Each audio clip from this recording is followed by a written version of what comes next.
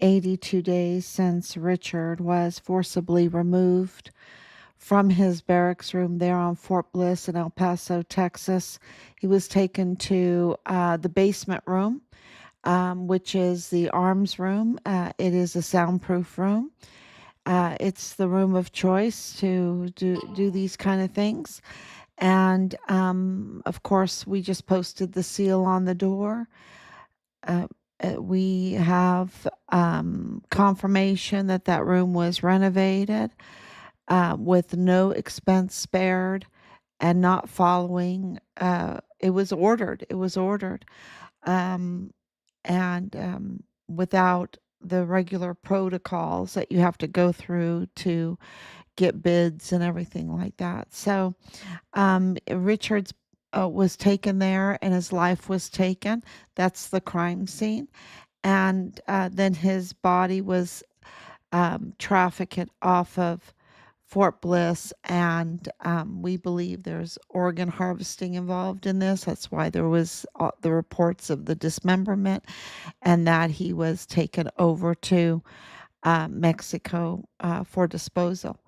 Um, that's why we have reports of his body being over there by multiple agency, the very, very good sources. So we want our son's remains, and we know that what we have filed over and over again, all these years have been overwhelming evidence. That's why in April of 2024 they declared Richard deceased, and then in January, 4 days after President Trump took office, January 24th, it was in the line of duty, because there was so many false narratives out there about our son. And there is still a lot of false narratives about our son.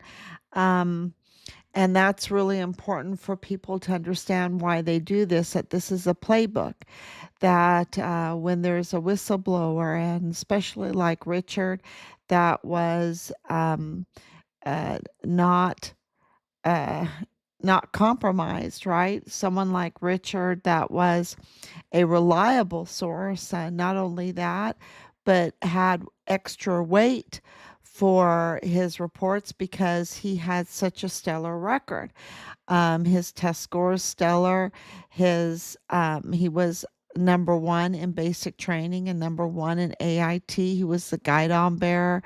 Um, he was making rank very, very quickly with waivers.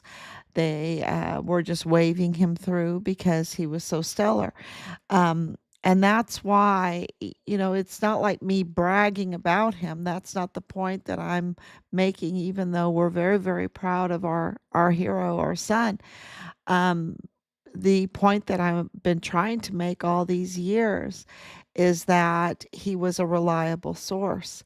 He was a reliable source for what they were doing, the trafficking and the orchestration of the Walmart mass shooting on base at the Fort Bliss was absolutely engaged in that, and that the leadership was engaged in no good. And he was a reliable source. He was an honorable soldier. And so what they had to do is figure out a way to discredit him, to smear him. And that's why from the very beginning, and before we knew, before he his life was taken, they started conjuring up ways to discredit him, to smear him, and nothing stuck, y'all. Nothing stuck.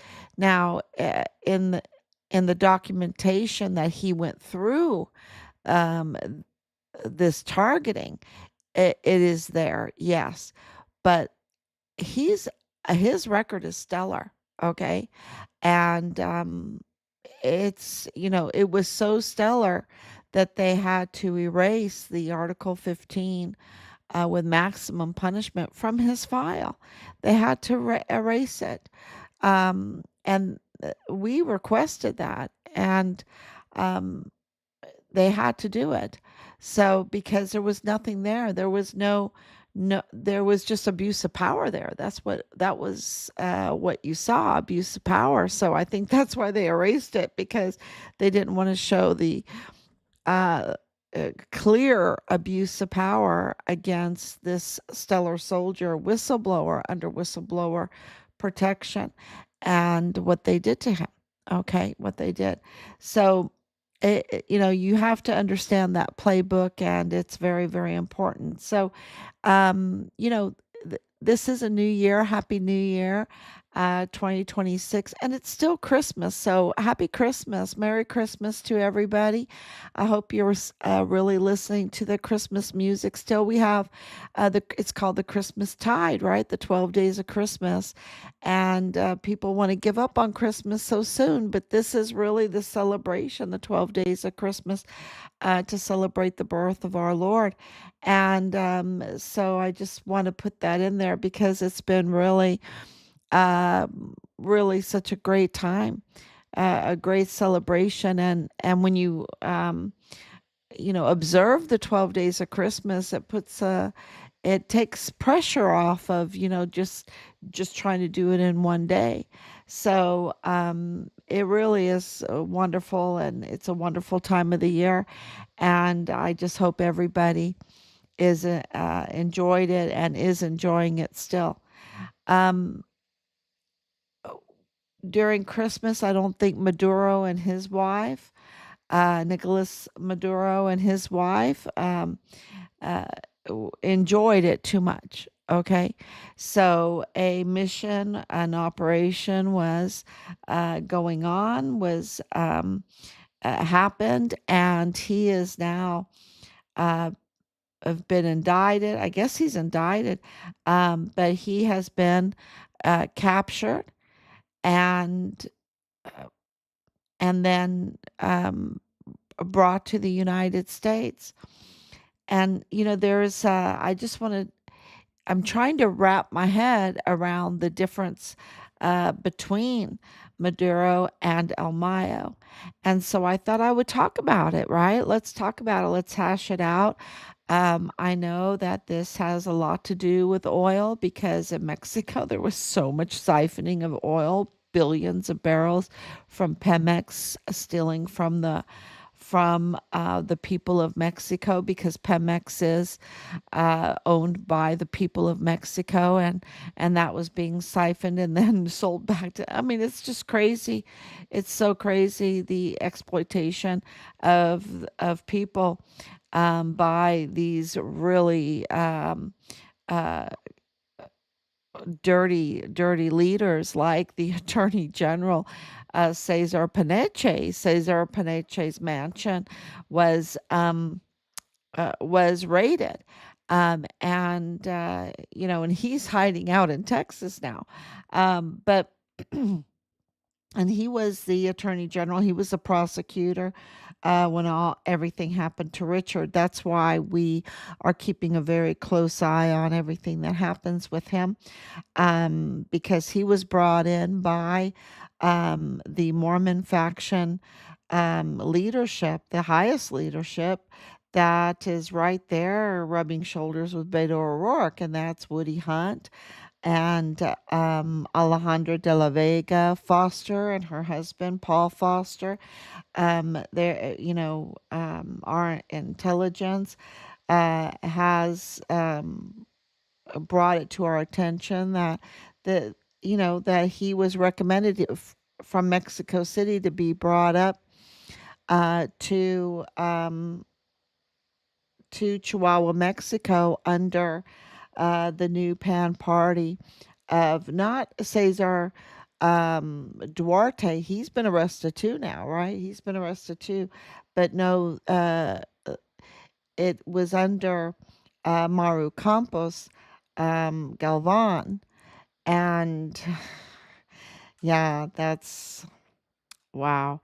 Um, and that was with the recommendation also for General Kelly to be in her um, security uh, analysts or, yeah.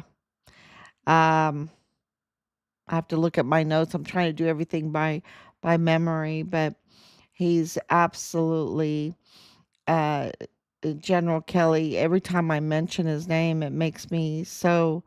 Uh, what a traitor, what a traitor, right? And because of him also, John Kelly, you would think that he would care about our soldiers. But he became a foreign agent for the Mexican Chihuahua government, as an advisor to Mario Campos. He has all kinds of secrets and knowledge about uh, our military, our Marines, everything. And he went and what a traitor! What a traitor! Um, it's so disturbing, right? So I really hope that he is one of the next ones to be indicted and arrested. I really do, um, because it's just so criminal, so criminal. Um, and if you're in the military, you absolutely understand what I'm talking about. That kind of betrayal is you can't just it goes beyond criminal, right? Um, so because it puts so many lives in danger, so many. Um, so let's get back to the difference between El Mayo and Maduro, Nicolás Maduro, because there's a lot of controversy going on, and that's why we want to understand it, right? One of the we can do similarities, we can do um, differences. And a big difference that sticks out right away is that one is using the government, right? One is a government official, and that's Maduro. And the other, El Mayo Zambada, um, even though he absolutely was in cahoots with the state government, was absolutely in cahoots with um, the Pan Party, the of Cesar Duarte and of Mauro Campos, right? But right now, it's they're not in cahoots because he was betrayed. But he's a civilian. He's a civilian. So one is a government official, and the other one is a civilian. So that's a huge difference. And for for us to understand the law, and you know the methods of um, capturing, extraditing, indicting, uh, that is a huge, huge difference. And I'm not an expert in it at all, but I just think that you know it needs to be put out there, um, because they were both in the business of one big narco fentanyl seller. Now they're saying that Maduro was also doing that, and I don't doubt it that he was. It's a lot of money, and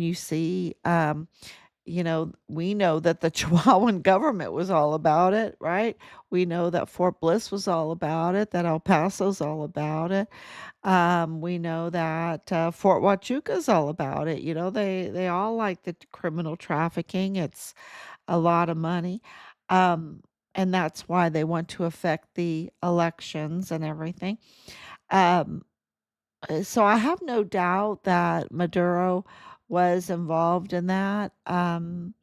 With the cocaine and all the reports. But I think that there's something more there. I think that this has to do with, of course, Venezuela. Everyone knows that Venezuela has diamonds. Everyone knows that Venezuela has oil, a sweet oil, not just any kind of oil, but really nice sweet oil. We also know that there's a lot of like what's Bitcoin, that kind of online money, right? Online money. Richard had Bitcoin. Richard had a lot of Bitcoin. And it's like I think those people that had access to him and his phone and his car and his body and everything, absolutely knew he had Bitcoin, right? And we know that, and you should see the fear and Soto's eyes, the CID agent that was working with us, when we mentioned Bitcoin and anything financial about Richard, because you have the fraud. I mean, Danae Katzen was on the fugitive list just yesterday again, right? And she was in possession, her family was in possession of Richard's credit cards and financial information. So, the fraud is absolutely very clear that you can become very, very rich with these Bitcoin kind of monies and oil but there's also so Maduro, of course, he was into all of that with the mining with the diamonds, but he was also in connection with Russia and with China and Cuba, right? Um, so that he could the sanctions that were against him, he wasn't paying that. I don't know if he was paying the tariffs, right? I think this all has, it's much more complicated than what people make it out to be. And if you want to have a sovereign United States, you can't have people that don't respect your laws.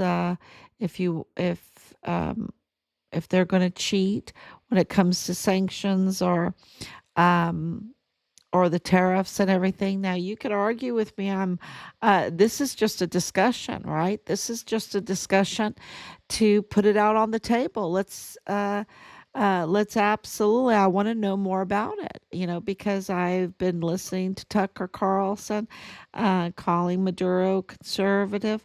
Um, I've listened to others calling Maduro a dictator.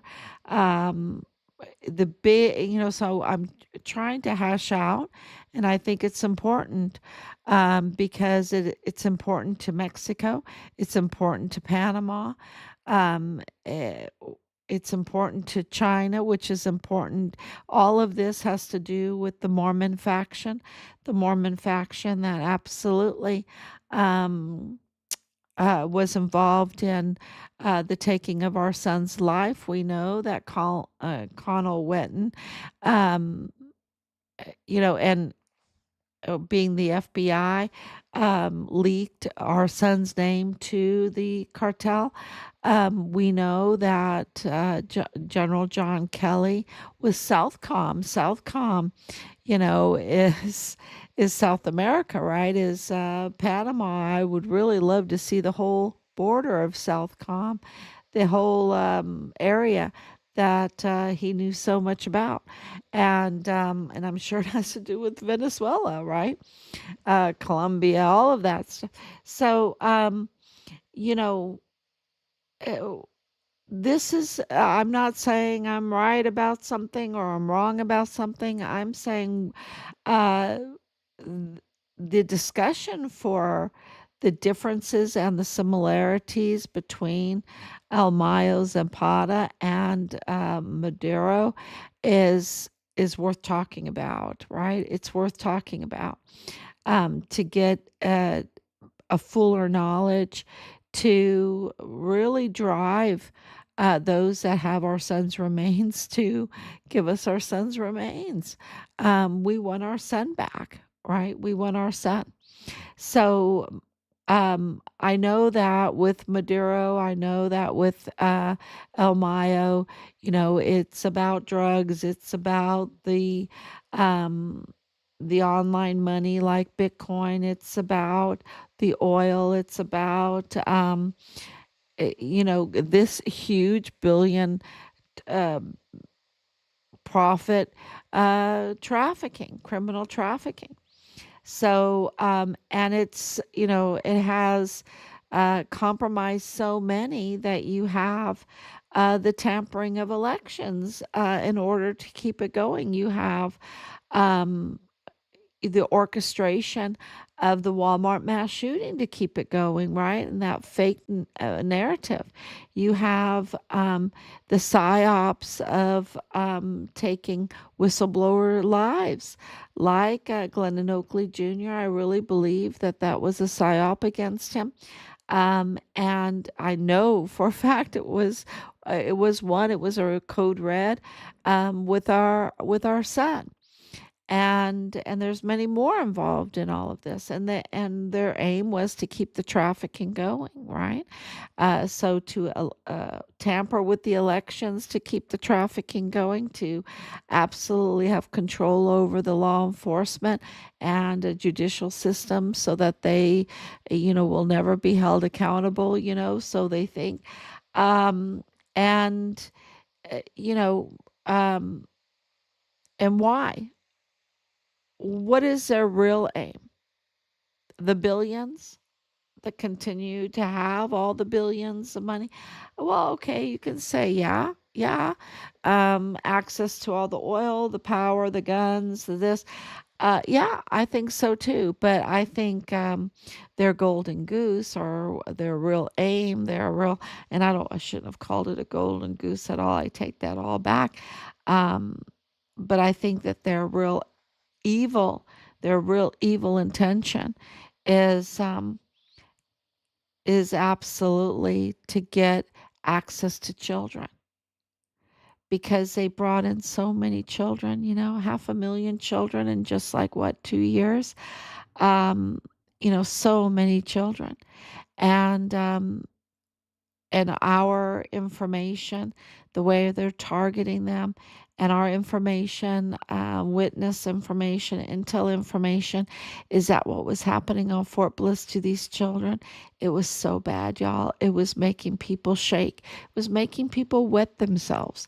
It really was, because they were just so shaken by the whole thing.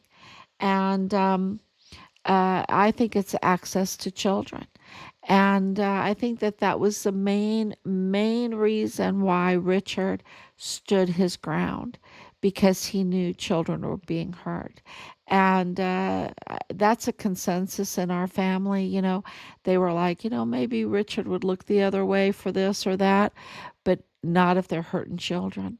Not if they're hurting children. And we know through Leilani Hart's paperwork, and notarized, filed.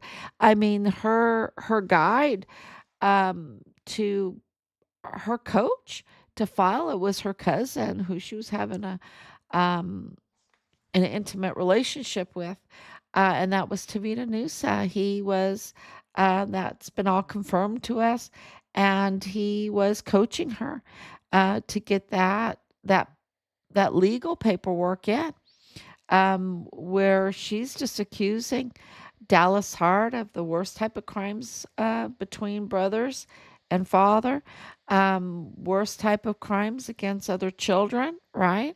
In her master bedroom, worst type of crimes, uh, with the pornography, the worst type of crimes, torture, pornography, when it deals with really young children like that, that's all torture.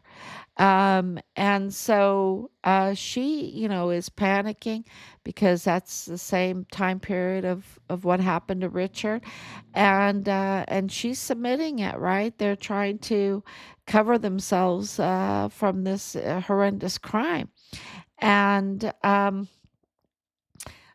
so she is confessing to these crimes, and she submits a report confessing that her husband in the VAIDS Pablo, who has access to files and who has the power to pay out veteran benefits and everything, get all that done.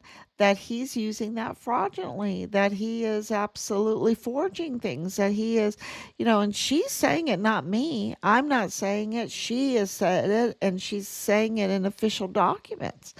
Um, so, it's very clear that there is a network, right? A network, and that's connected to the El Mayo, El Chapo network in Chihuahua, Mexico, that was infiltrating into El Paso and Fort Bliss, are living. They're all living over in El Paso, I mean, Carlos Manuel Salas, Rafael Arellano Caron, Rosa Maria Purchase Arellano Caron, Cesar Paneches in Texas.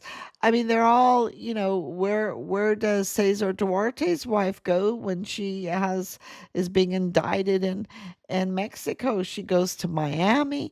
They're all living, their wives and all of that, and their children going to school, all in El Paso and in Texas, and in the border American side of things, right? Um, so, so something is going good in the United States for them to want and choose, and even illegally live in the United States. So, um, this is really uh, what people have to understand.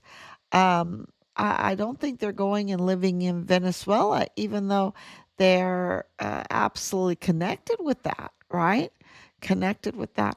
Um, so Maduro is a failed leader. They're saying he's an illegitimate leader, like James Montoya. James Montoya is illegitimate. I wish that Trump would remove James Montoya from his position, like he just removed Maduro, who's illegitimate, from his position. The harm that Bono Montoya is doing right now is just huge, huge harm that he's doing. Um, in the El Paso area. So, yeah, that you can really show a similarity there. Um, the way that El Mayo was extradited, it with the plane and all of that, it was totally illegal. Why would they do it that way, right? But with Maduro, and not going along with international law, right? Not paying the sanctions or tariffs or whatever. I think it's sanctions. Um, and then, siphoning oil and, um, hurting the security of the United States by collaborating with um, those that that will facilitate not paying the sanctions and stuff. And that, of course, is Russia and China, the or in Cuba. I don't know how that's why I'm putting it out there, and I hope that in a nice way that you give your opinion and some insight into what's going on, because I just think it's much more complicated than what right now is being reported on. I think mining has a lot to do with it. I think, of course, this cryptocurrency, has something to do with it. I think the oil has something to do with it. Um, and of course, the trafficking. But I really think that the other is really what can really harm a country. I think you can recover from uh, some other things, but when it comes to destroying the economy of a country, yeah.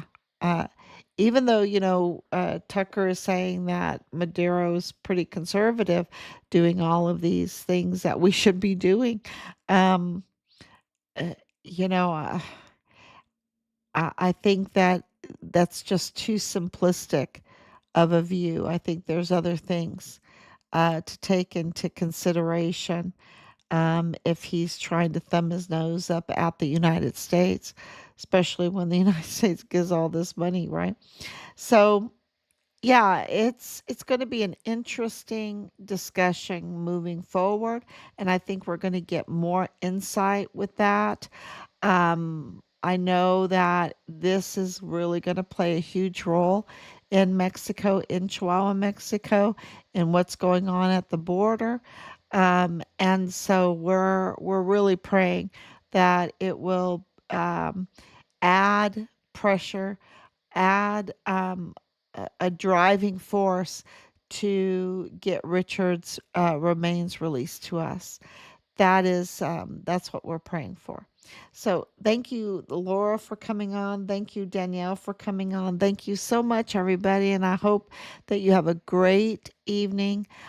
Please share everything because we are a government of the people, by the people, for the people, and sharing is how we drive this forward.